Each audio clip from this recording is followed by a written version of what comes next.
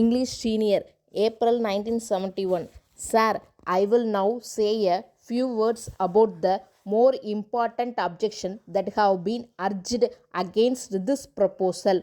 I have carefully gone through a great deal of this evidence, and I may say that the objections resolve themselves under 5 heads. In one brief sentence, they really come to this: the officials say we do consult people at present and will continue to consult them, but we will consult whom we please, when we please, and how we please. We do not want to be bound in these matters. The 5 objections are: first, that informal consultation is better than the formal consultation. Secondly, it is difficult to know who are really representatives of the people, and it is difficult to get properly qualified representatives for the work. Thirdly, the efficiency of the district administration will suffer. Fourthly, an advisory body may be desirable, but there are already district boards and municipalities which might be utilized for the purpose. Why multiple these bodies? And lastly, there is the objection, which is a standing argument in this country against all advance, namely, the time has not yet come. Now I will deal briefly with these 5 objections and then will bring my remarks to a close. As regards the value of informal consultation, well, it is all very well to say that you do not want to be formally tied down, that you like to be free, and that you will go about among the people and find out things for yourselves.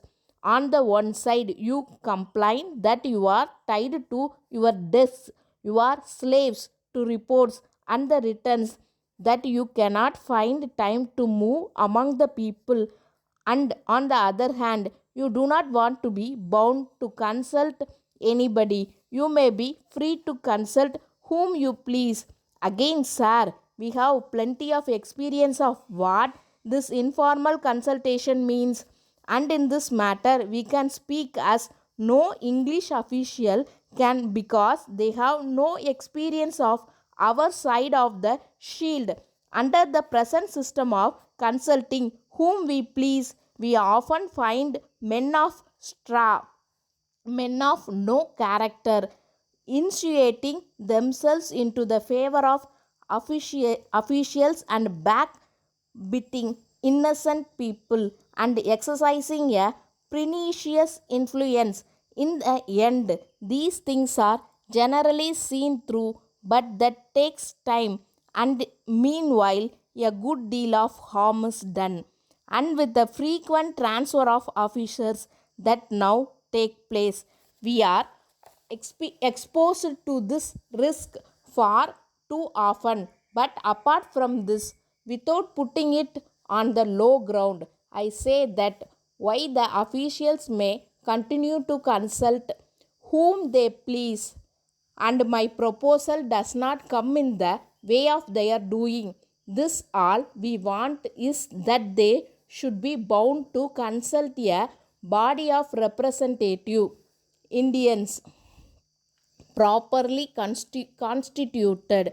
We want a sense of responsibility to attach to the man who is consulted on our behalf.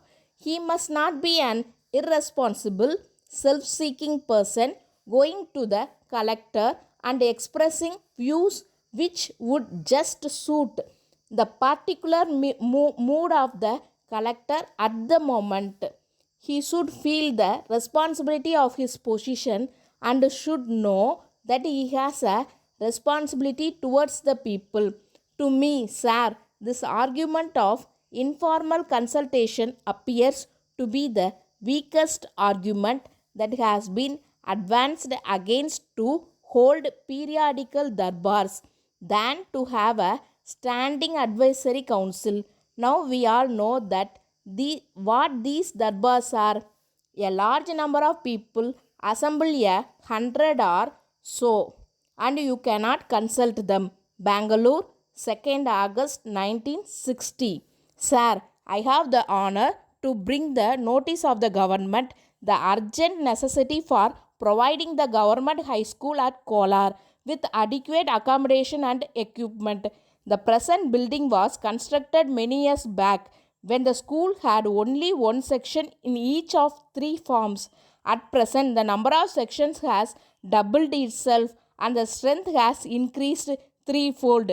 The rooms in the buildings are so small that they are utterly inadequate to accommodate the present classes, some of which contain more than 50 students in each section. Recently, a private building situated closely was taken up on rent of rupees 50 per month, but this has not improved the position. It is very necessary to extend the present building by the addition of at least 8 rooms of adequate size. The executive engineer has furnished a plan and estimate. The cost of extension will come up to rupees 25,000. No provision has been made in the budget of the current year for the purpose. The government are probably aware that no money was sanctioned for the last 15 years. The above is the state of affairs which calls for immediate attention. In the circumstances, I request the government to sanction a sum of rupees 30,000 and order as inclusion in the budget so that the school may be provided with adequate accommodation and equipment. Yours faithfully, the Director of Public Instruction.